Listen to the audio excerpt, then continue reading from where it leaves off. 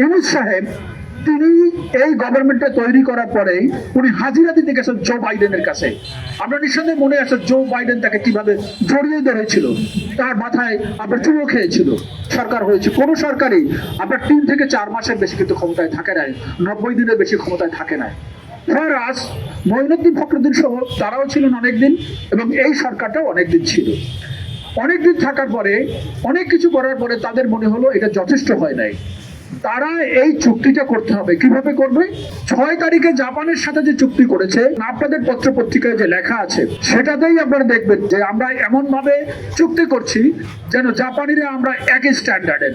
Same thing আপনার আমেরিকার সাথে অনুরূপ একটা চুক্তি করেছে। কিন্তু আমেরিকার সাথে চুক্তি আপনারা খেয়াল করেন, বহু দেশ ইন্ডিয়ানদের কাছে গেছে, আরো অনেকের কাছে গেছে, তারা স্টেট অফ রিজেক্টেড আপনার ডিল। আমাদের ইউনূস সাহেব করেন নাই। ইউনূস সাহেব করেন নাই কেন?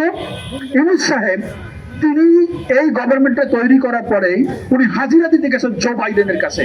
আপনার নিঃসন্দেহে মনে আছে জো বাইডেন তাকে কিভাবে জড়িয়ে ধরেছিল, তার মাথায় আপনার চুমো খেয়েছিল। আমার দেখেই মনে হয়েছিল এটা তো সাপের যে চুমো, সেই চুমোটা। সাপ যদি আপনার কপালের উপর চুমো দেয় সেরকম একটা চুমো, এবং সেটা হয়েছে এভাবে যে আলটিমেটলি এই চুক্তিটা তারা আমাদের উপর চাপিয়ে দিতে পেরেছে।